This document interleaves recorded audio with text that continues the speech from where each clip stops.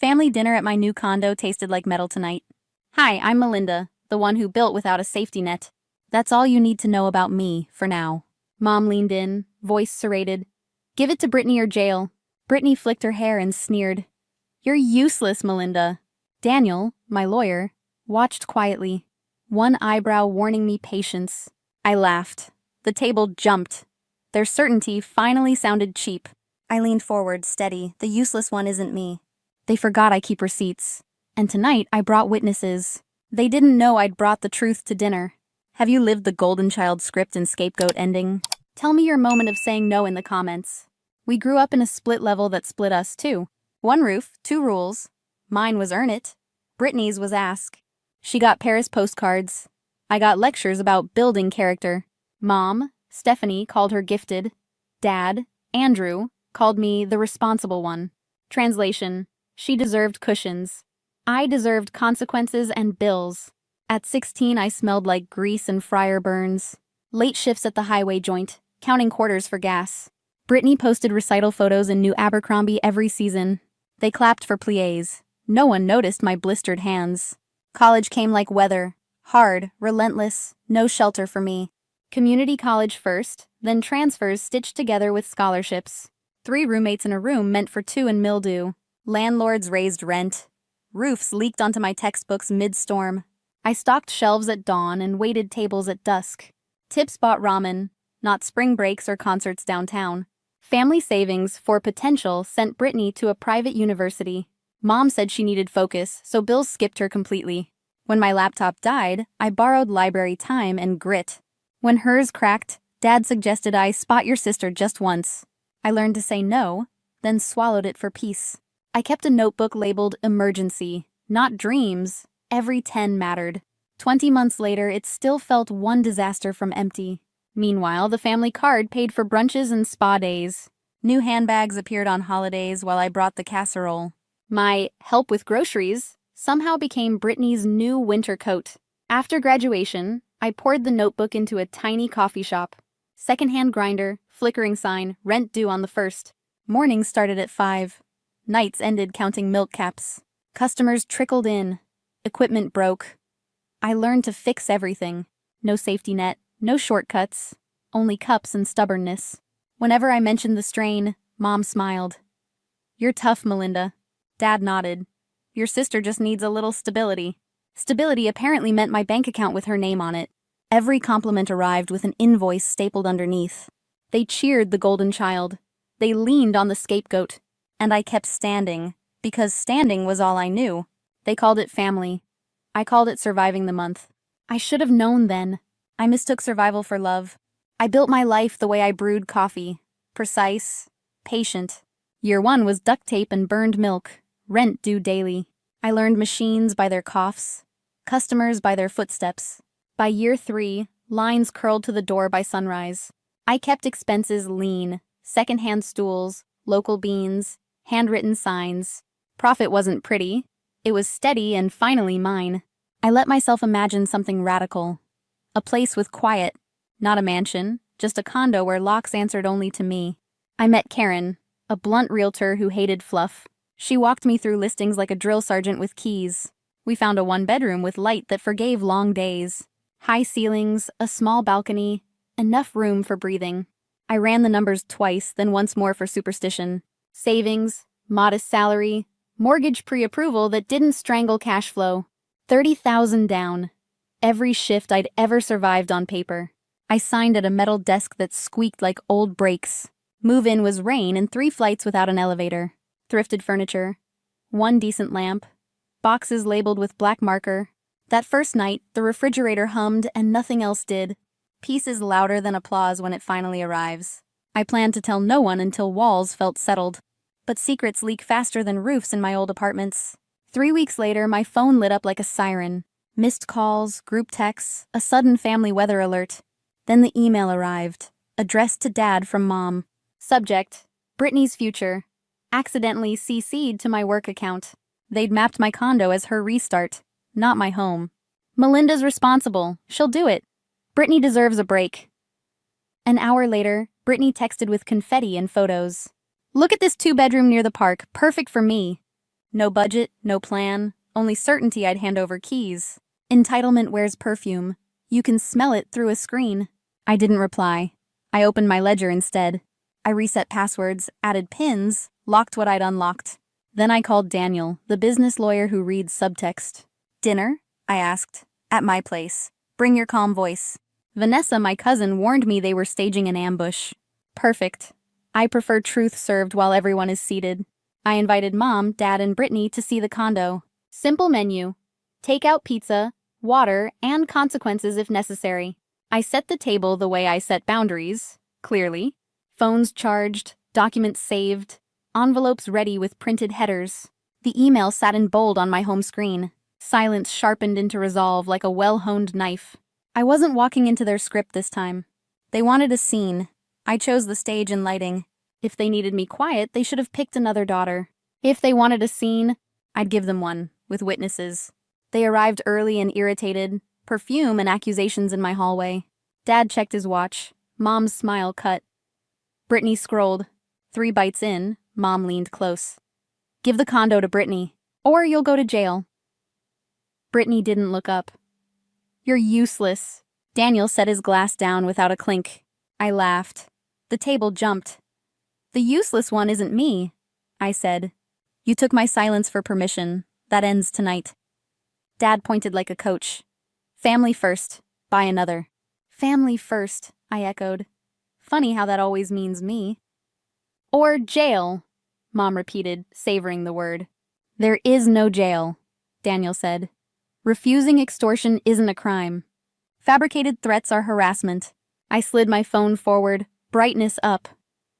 Subject. Brittany's future. Mom's email.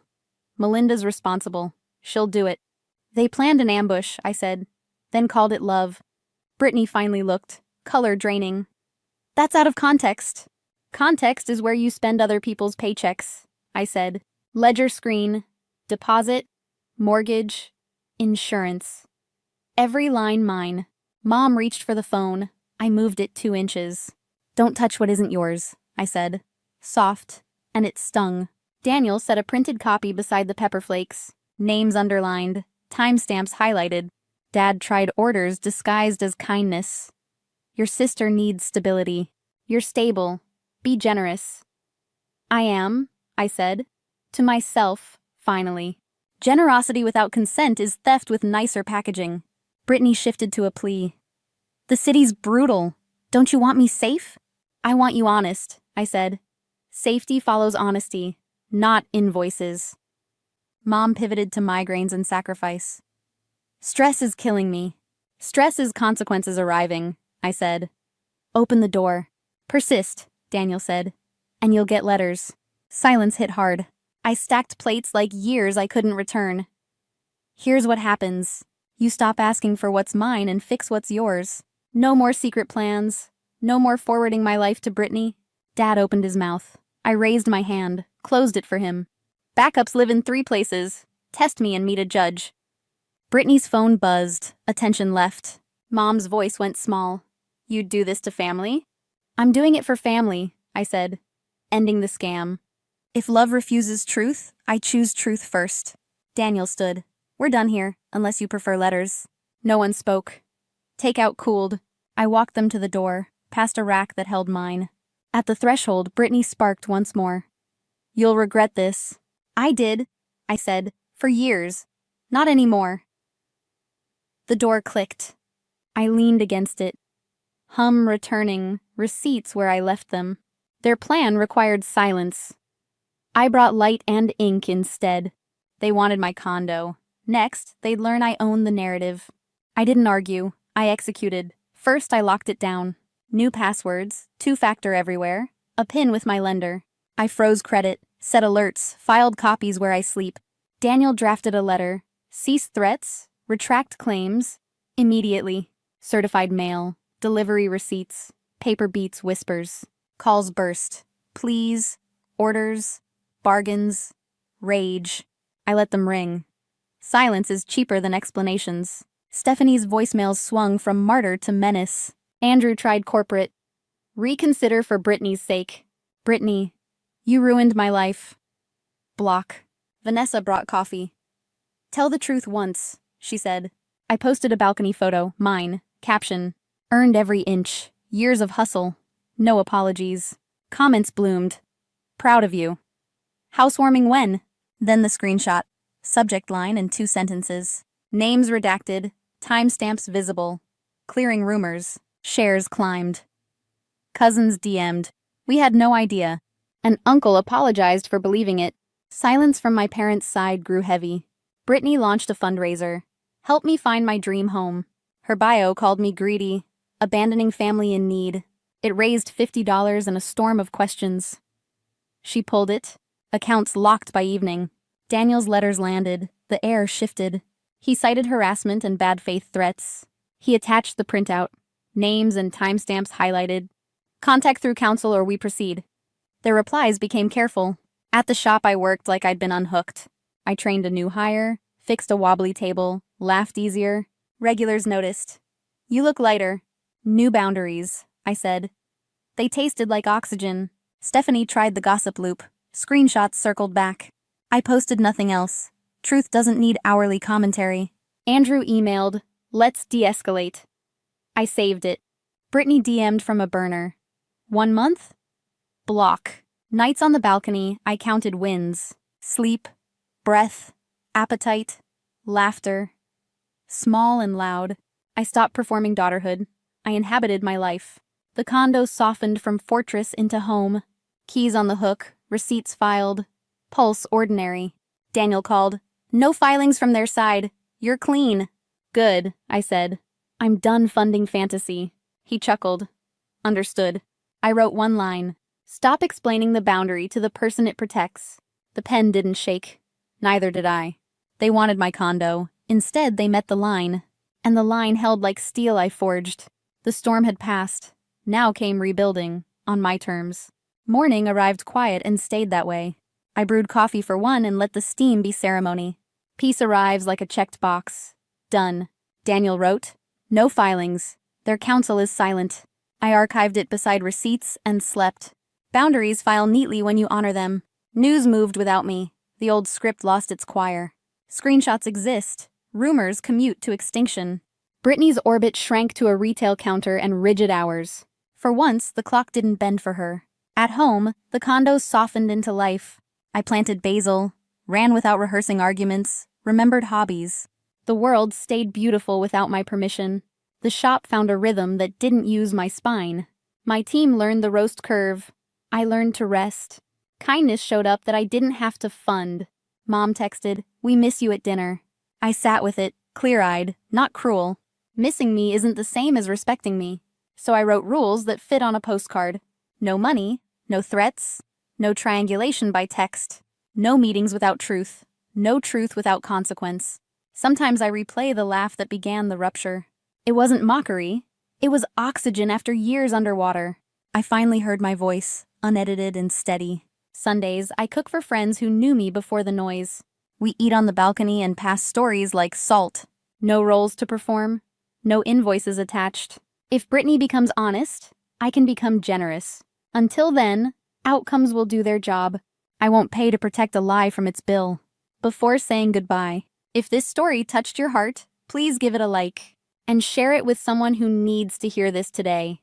Don't forget to subscribe for more true family betrayal stories. That reminds us we are stronger than we think. If you're carrying a house on your back, listen. You can set it down and still be good. Boundaries aren't betrayal. They maintain love that lasts. Choose truth and let love learn to reach it. Have you ever drawn a hard line with family? Tell me what changed after you did. Your map might help someone. The smell of grilled ribs hung heavy in the air, mixing with the faint tang of charcoal and cut grass. I stood by the picnic table, balancing a flimsy paper plate piled with potato salad and corn on the cob, when my father's voice sliced through the hum of conversation. "You'll never be able to buy this house in your entire life. Will you?" Gerald's tone was loud enough to carry across the yard, each word dripping with smug amusement. Laughter followed, sharp and deliberate. Denise, his wife of 15 years, threw her head back like it was the funniest thing she'd heard all week. My half-brother Tyler leaned back in his lawn chair, cracking open a beer with one hand and giving me a smirk over the rim. Around us, conversations stumbled, stalled, then picked back up in forced chatter. Neighbors avoided my eyes, pretending they hadn't heard. I felt the thin plate bend under my grip, the edge crumpling where my fingers dug in. Heat rose up my neck, but I forced my expression into something neutral, my voice steady when I finally answered. "I've been paying the bills here for years." "Dad." He made an exaggerated shrug, the same one he'd used to mock me since I was a teenager. "That's life. Marceline. Don't like it. Find somewhere else to live." Tyler chuckled under his breath, murmuring something about good luck with that. The sound lodged in my chest like a splinter. Gerald had chosen his timing well-prime audience. Perfect opportunity to humiliate me where it would sting most. I set my plate down slowly, my heartbeat steadying in a way that felt almost unnatural. This wasn't going to end the way they thought. Not this time. The grill flared, casting a flicker of orange across Gerald's smirk. "Fine," I said, meeting his eyes. "You want me gone? You'll get your wish." They laughed again, but I didn't hear it the same way. Because they didn't know what I'd been working on for months, and by tomorrow, they would. The night after the BBQ. I sat at my small apartment's kitchen table, the light from my laptop casting a pale glow across a stack of neatly clipped documents. I'd memorized every line of them by now: mortgage statements, foreclosure notices, bank correspondence, the kind of paperwork most people dread. To me, it was leverage. Months ago, the first clue had landed in my mailbox by accident, a thin, white envelope addressed to my father but sent to my old address. The return label bore the name of his mortgage lender. I almost tossed it aside, thinking it was a mistake. But curiosity won. Inside was a polite but urgent reminder 3 months past due. One letter led to another, and soon I had a pattern: late payments stretching back over a year, a foreclosure clock already ticking. All while Gerald paraded around like the king of a castle he couldn't afford. I didn't confront him. Instead, I started working longer hours, taking weekend shifts no one else wanted. Every extra dollar went into a separate account. At night, I researched foreclosure auctions and lender negotiations. When I finally called the bank, I learned the truth: the house was weeks from being listed for sale. The representative's tone shifted when I mentioned I was an interested buyer with immediate funds. It took months of back and forth, quiet meetings on my lunch breaks, and more than one late-night email chain. But I wore them down. The deal was structured so Gerald wouldn't be notified until the purchase was finalized. The bank didn't care who got it, only that someone paid what was owed. Now.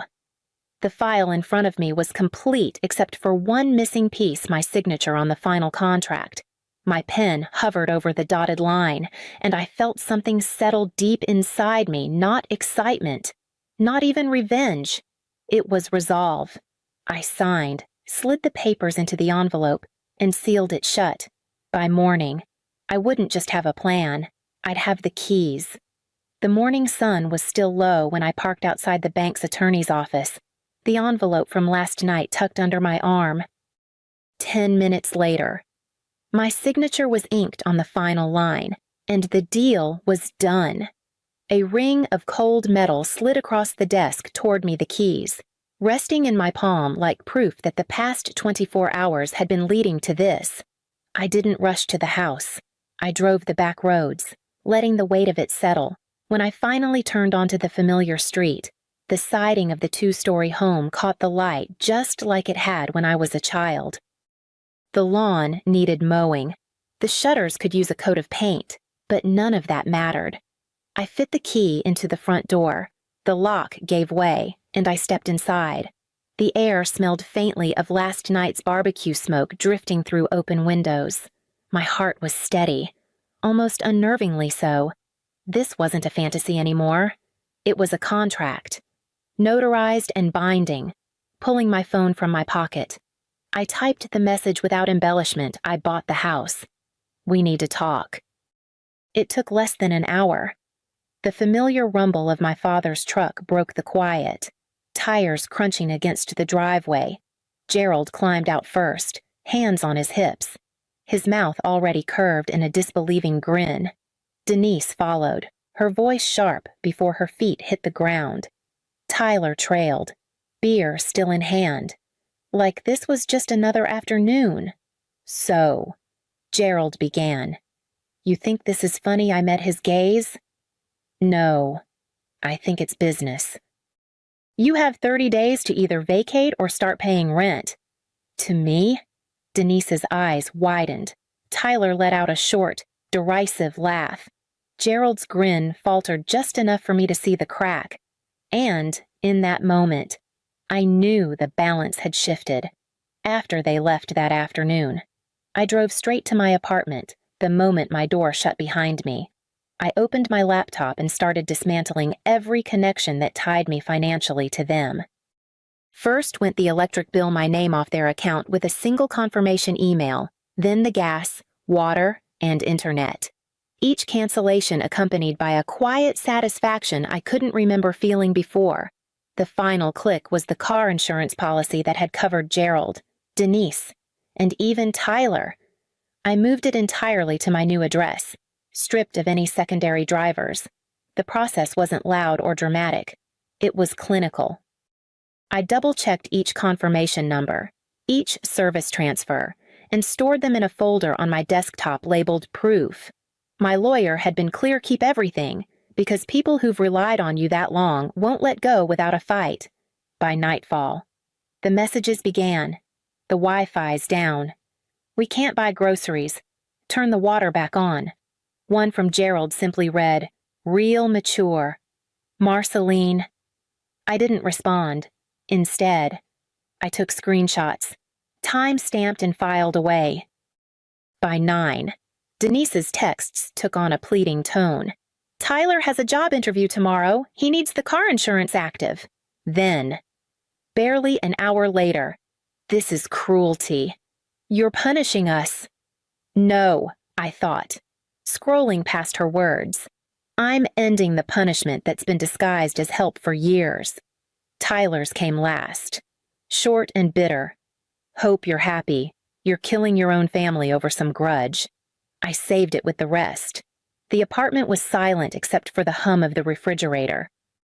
It struck me how much noise they'd filled my life with: demands, complaints, constant reminders that I was part of the household as long as I kept paying for it, and how quickly that noise was replaced by the click of my mouse, the shuffle of papers, the soft whir of the printer as I made physical copies of every record. By the time I powered down my laptop, the folder labeled Proof was thick enough to make my bag heavy. I slipped it inside, zipped it shut, and set it by the door. I had a feeling I'd need it sooner than I thought. By the next morning, the whispers had started. A coworker I barely spoke to stopped me in the break room and asked, "Everything okay at home?" That was my first clue. The second came over lunch when my phone buzzed with a string of Facebook screenshots sent by a friend. There was Denise, posting in that syrupy, self-pitying tone she'd perfected. Some people think they can just turn their back on family.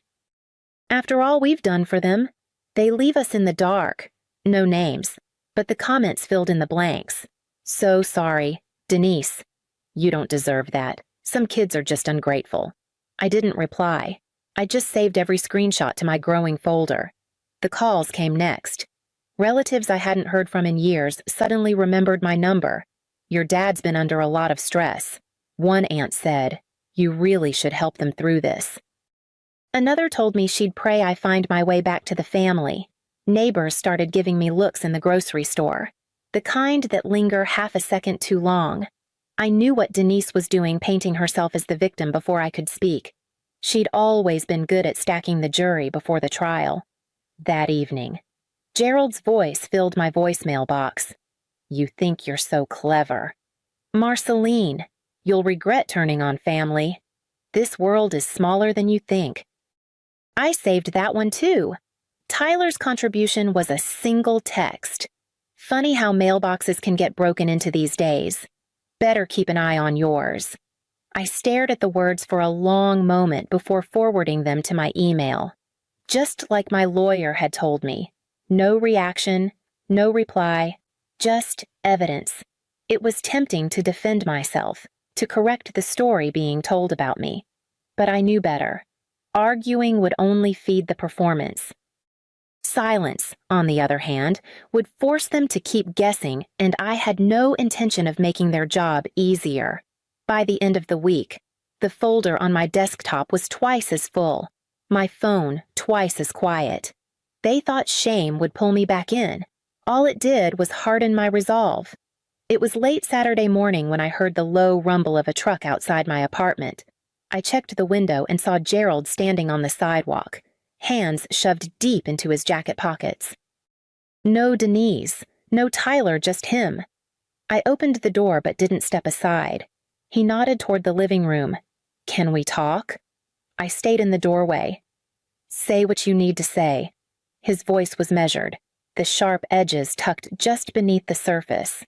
"You've made your point. You've embarrassed us. Got everyone talking. But this," he gestured vaguely, "it's gone far enough. Transfer the house back, and we'll call it even." I almost laughed.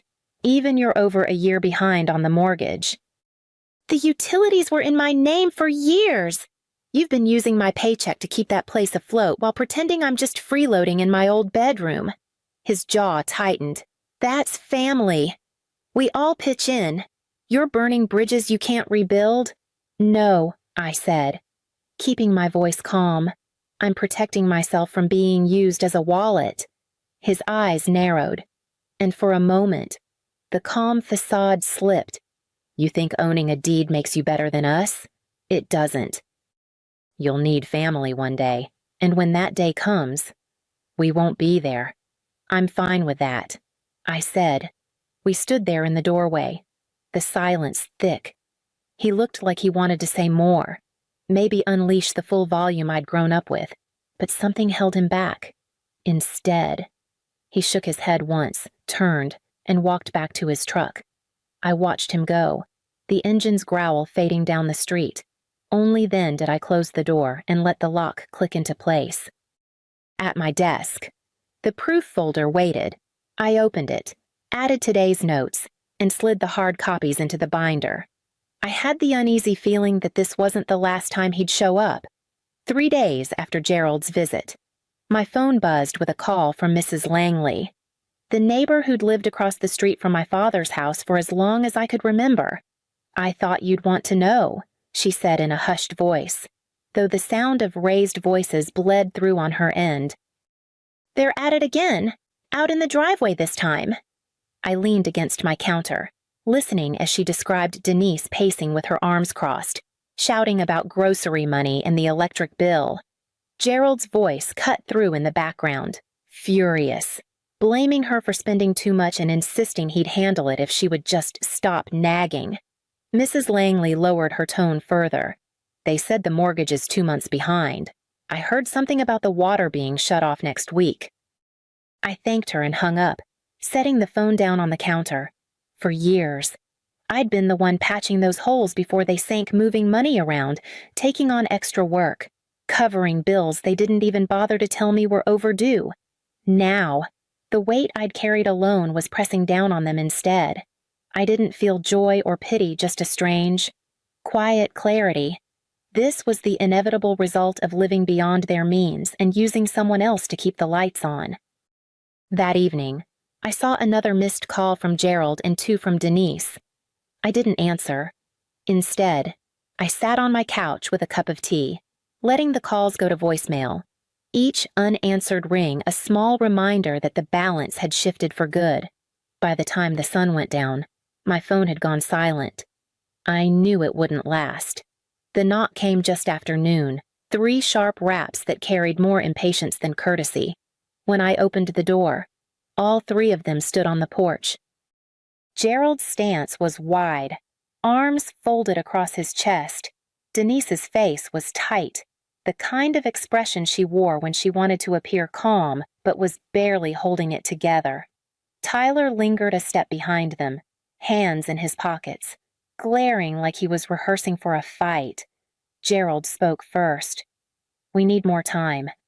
30 days isn't enough, not with everything going on." I stepped out onto the porch, closing the door behind me. The agreement was clear. 30 days. That's the law. Denise's voice broke in, thin but urgent. "This isn't just about us. Tyler needs stability. Moving right now would throw everything off for him." I glanced at Tyler.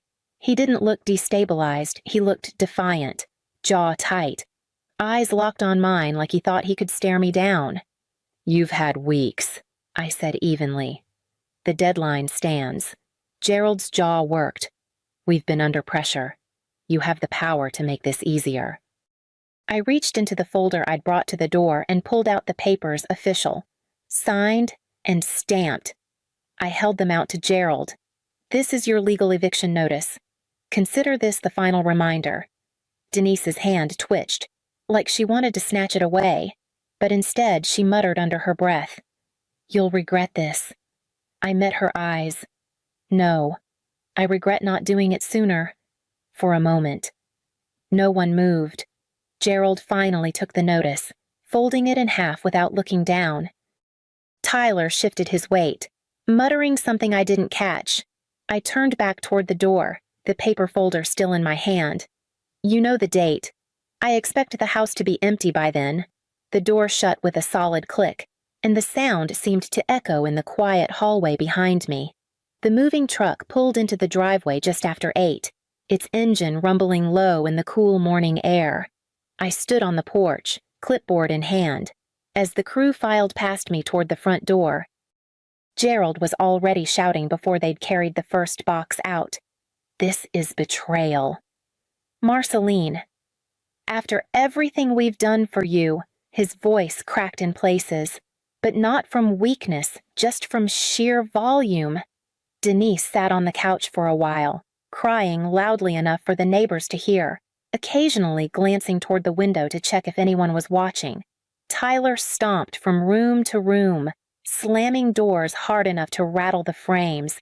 Across the street, Mrs. Langley and a few others lingered in their yards, pretending to tend to hedges or fetch mail. They didn't need to pretend much. The scene spoke for itself.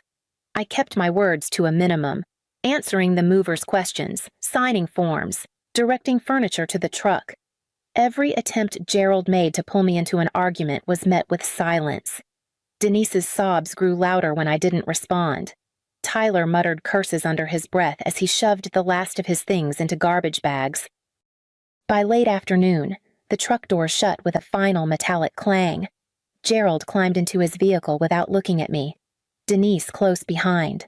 Tyler was the last to leave, his glare lingering until the door closed between us. The lock clicked under my hand, and the sound filled the empty space behind me. I stood in the stillness, letting the quiet wrap around me like a blanket. An hour later, the locksmith arrived, and with a few turns of his tools, the locks were changed. The keys jingled in my hand, mine alone now. That night, I moved slowly through the house, room by room, my footsteps echoing off bare floors. I touched the walls, the door frames, the cool banister of the staircase marking each as mine. Without their voices, the air felt lighter, the silence carrying a peace I hadn't realized I'd been craving for years. In the kitchen, I brewed coffee just because I could, letting the smell fill the space. I opened windows to let in the evening breeze, something I'd never been allowed to do without a comment about wasting the air conditioning. In the living room, I stretched out on the couch without the weight of knowing someone might walk in and start a fight over nothing. 2 days later, I hosted a small gathering, just a handful of close friends who had stood by me through the mess. We sat in the dining room with wine and simple food, laughter spilling into the halls. For the first time in a long while, the house felt warm for reasons that had nothing to do with the thermostat. As the night wound down and my friends left, I stood in the doorway, watching the taillights disappear down the street. The house was quiet again, but not empty. Every corner held the beginning of something new. I thought about the months of planning, the insults at the BBQ, the endless bills I'd paid without thanks.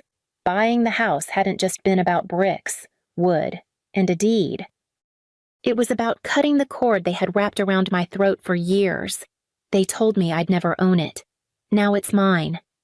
I was parked in the lot outside my office, the hum of traffic blending into the static of a long day, when my phone buzzed with Grandma's name. I smiled. At first her calls were rare, but always warm. I answered quickly, expecting a chat about the garden or her book club. "Celine, honey," her voice came through, soft but troubled. "How are you feeling? Are you any better?" My brow furrowed. "Better, Grandma. I'm fine." "Why, what's wrong?" There was a pause. One of those heavy silences where you know the next words will change something forever. "Your parents told me you've been very ill. That's why you couldn't make it to Damien's wedding." The words hit like a punch. My stomach twisted, hands tightening on the steering wheel though I wasn't driving anywhere. What wedding? Her breathing filled the space between us.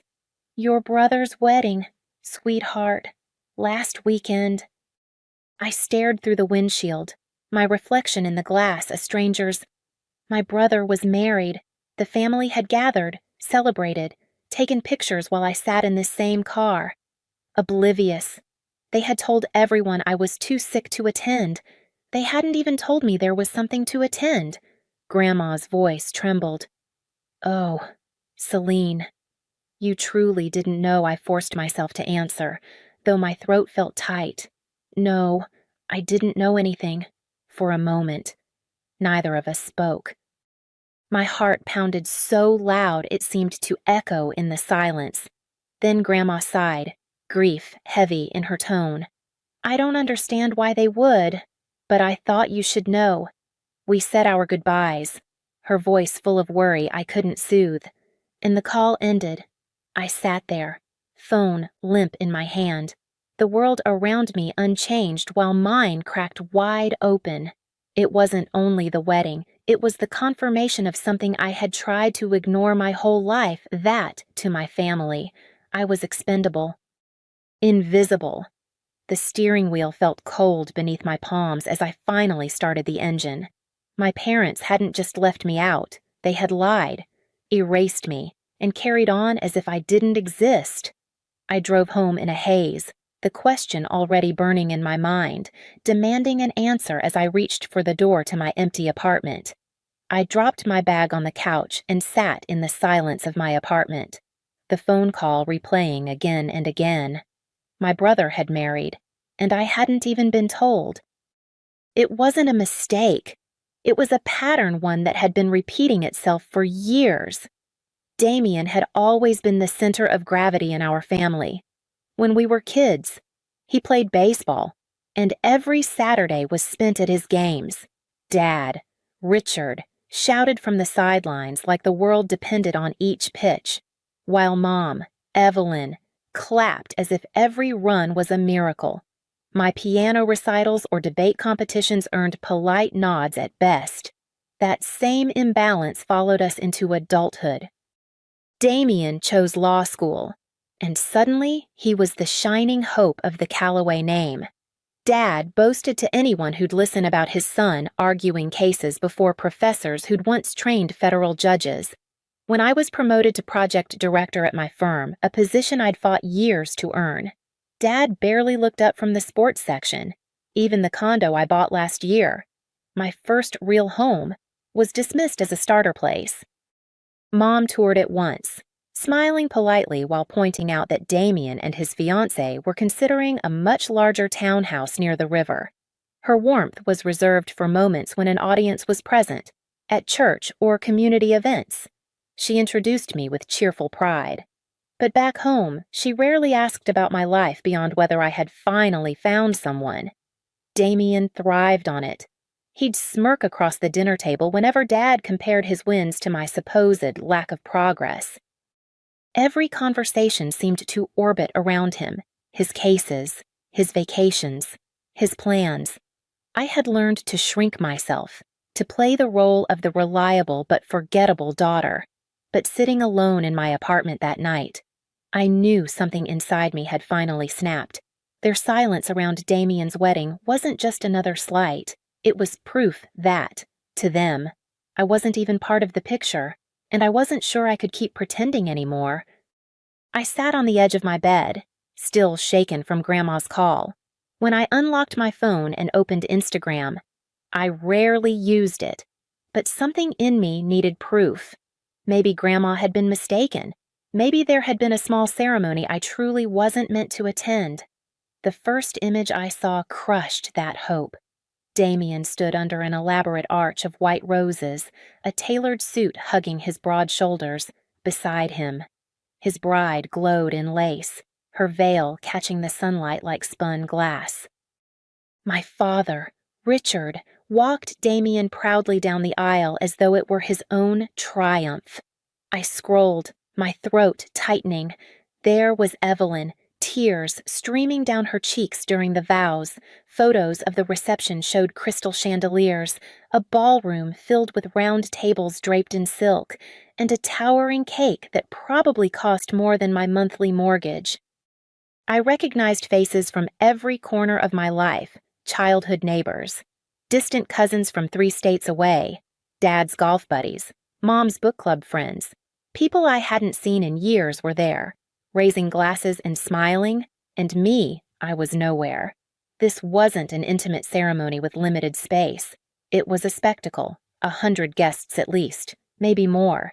They had gone out of their way to invite almost everyone they'd ever known, everyone except me. My stomach churned as I kept scrolling, each swipe another twist of the knife. I saw Damien on the dance floor, Evelyn laughing beside him, Richard giving a speech with a glass of champagne in his hand. Their faces were lit with joy, untouched by guilt, as if I had never been meant to stand among them. It wasn't forgetfulness. It wasn't a misunderstanding. It was deliberate. I put the phone down and stared into the darkened room, a truth pressing down on me heavier than anything I'd carried before. I hadn't been overlooked. I had been erased, and I needed to know why. The drive to my parents' house blurred into flashes of streetlights and fury. My grip on the steering wheel was so tight my fingers ached, but I didn't ease up. By the time I pulled into their driveway, I was running on pure adrenaline. I didn't even knock. I pushed the front door open like I always had, my chest burning with anger. Celine. My mother's voice floated from the kitchen. She appeared in the doorway, drying her hands on a dish towel. Her smile faltered when she saw me. "It's not Sunday. What's wrong?" "You know exactly what's wrong," I said, my voice sharper than I intended. Why wasn't I invited to Damien's wedding? Her face drained of color. She opened her mouth, then shut it again, like she was searching for an excuse. "Finally," she murmured.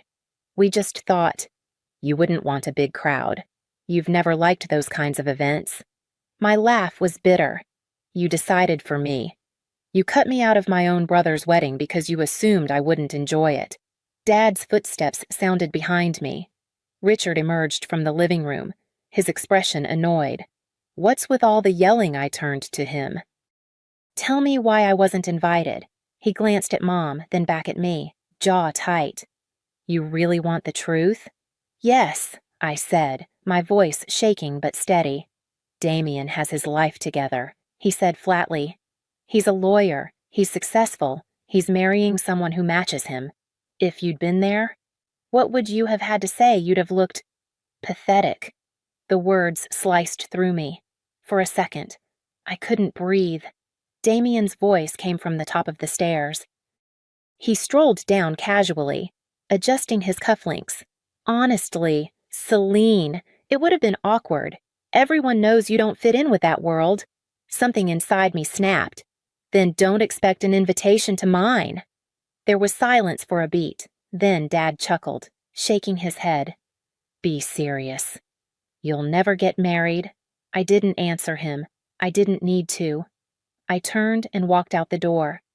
their laughter following me into the night as I promised myself they'd regret underestimating me. The night after the confrontation, I lay awake in my condo staring at the ceiling, their words replaying in my head. Pathetic. Awkward. Never get married. The irony was almost unbearable. They knew so little about me, yet they had judged my entire worth as though they were experts on my life. They never asked about my work, never cared enough to notice the long nights I poured into projects. When I was promoted to project director last year, I celebrated alone with a glass of wine. I had wanted to share the news, but when I mentioned it at Sunday dinner, Damien interrupted with another one of his stories, and the moment slipped away. Even when I bought this condo, my first real home, something I'd worked years to afford, my parents dismissed it as a starter place. They never came back after that first visit. Damien's townhouse was more impressive, they said, but what they truly knew nothing about was Julian. We met in college, two friends in parallel programs who kept each other sane through endless exams. Life pulled us apart for a few years, until I found him again at the company where I now work. He was already in a leadership role, polished and confident. Later, I learned why his father owned the company, a man whose name carried weight in every boardroom in the city. Julian never lorded it over me. He valued hard work, respected my independence, and loved me in a way I had never known at home. 6 months ago, he asked me to marry him. I'd worn his ring every day since, a ring my family never once noticed. We kept it quiet, respecting his family's privacy and my own need for peace. But when I told Julian about the confrontation, he held my hand firmly and said, "Then we choose who deserves to be in our lives." His words settled in me like an anchor, and for the first time, I felt steady enough to imagine a future without them. Once the decision was made, planning our wedding became a quiet joy. Julian's mother suggested an old estate in New England, a place with ivy-covered stone walls and gardens that looked as if they'd grown out of a dream. His family offered to cover the cost, insisting they wanted the day to be beautiful without burdening us. For the first time in months, I allowed myself to picture walking down an aisle where I was wanted. We kept the guest list small, just 30 names. My grandmother, who had always been a steady light, my aunt and cousins, the only relatives who had ever shown up for me without conditions, and a handful of friends who knew me not as an afterthought, but as a person worth celebrating. It wasn't about numbers. It was about belonging. Still, the question lingered like a shadow. Should I invite my parents? The thought twisted in me late at night. But then I remembered their laughter, my father's voice declaring I'd never marry, Damien's smirk as if my life would never measure up. The sting was still too sharp. I couldn't risk letting them poison the one day meant to be mine. Then came the call. Evelyn's number flashed on my screen one evening, against my better judgment. I answered. "Celine," she said quickly, almost breathless. "Your grandmother mentioned something. Are you really getting married? Please, tell me we're invited. We're your parents. We deserve to be there." Her words might have carried weight once, but now they rang hollow. "You made it clear at Damien's wedding where I stand in this family." I told her, my tone even. "I won't open the door again just because it suits you now." There was silence on the other end, followed by a choked breath. "You'll regret this," she whispered. I ended the call. My chest tight, but my resolve unshaken. The wedding would go on without them, and maybe for the first time in my life. So would I. It didn't take long for word to spread. I hadn't told my parents directly, but family has a way of carrying news faster than any headline. Within a week, Damien's name lit up my phone. Against my better judgment, I answered. "So it's true," he said without greeting. His tone was dripping with amusement. "You're getting married." "Where's it happening?"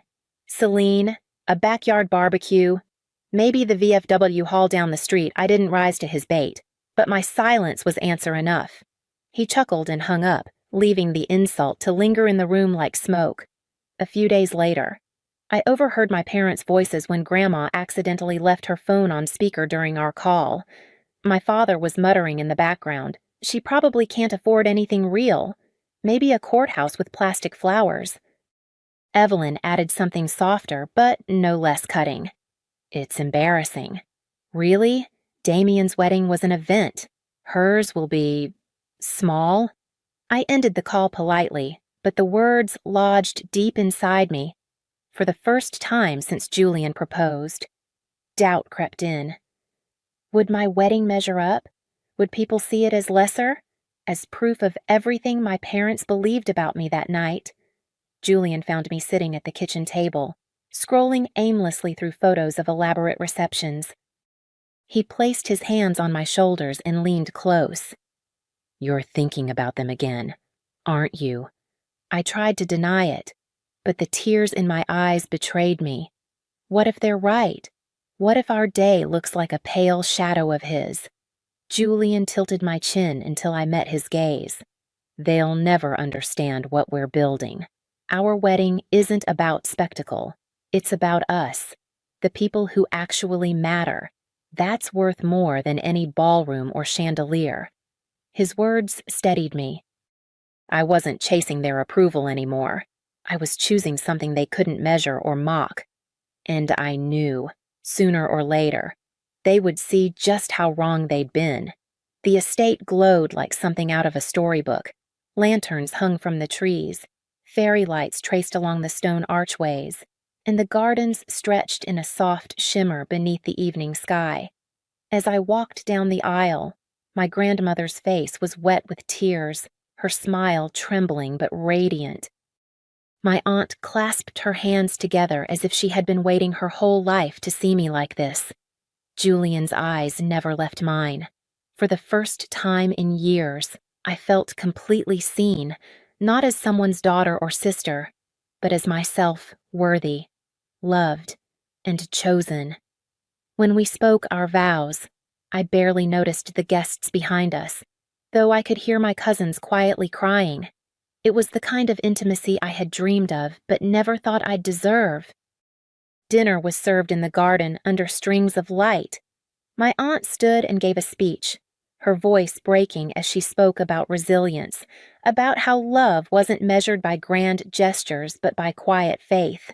My cousins surrounded me, adjusting my dress, snapping photos, making me laugh until my cheeks ached. I thought I might feel the ache of absence, but instead there was only peace. Their chairs were never meant to be here. Their absence wasn't a wound. It was a gift. Later, I saw the glow of phones as my cousins posted a few pictures online. I didn't mind. I wasn't hiding anymore. By the time we stole away for our first dance, I knew those photos would travel far, farther than I ever cared to send them. And I knew that eventually. Richard, Evelyn, and Damien would see them the wedding they said I would never have, the life they claimed I couldn't build unfolding without them. The morning after our wedding, my phone lit up like a fire alarm. Dozens of missed calls, voicemails, and texts, all from my parents and Damien. Each message was angrier than the last. Evelyn accused me of betrayal, writing long paragraphs about how a daughter should never shame her family. Richard's tone was harsher. He claimed I had humiliated them by marrying into power without including them, that people at the country club were already talking. Then came the public posts. Evelyn flooded Facebook with stories painting herself as the wounded mother, abandoned by her ungrateful daughter. She even wrote that Richard's heart was broken because he hadn't walked me down the aisle. Strangers and acquaintances commented with sympathy, never knowing the truth. I might have ignored it, but Julian's father didn't.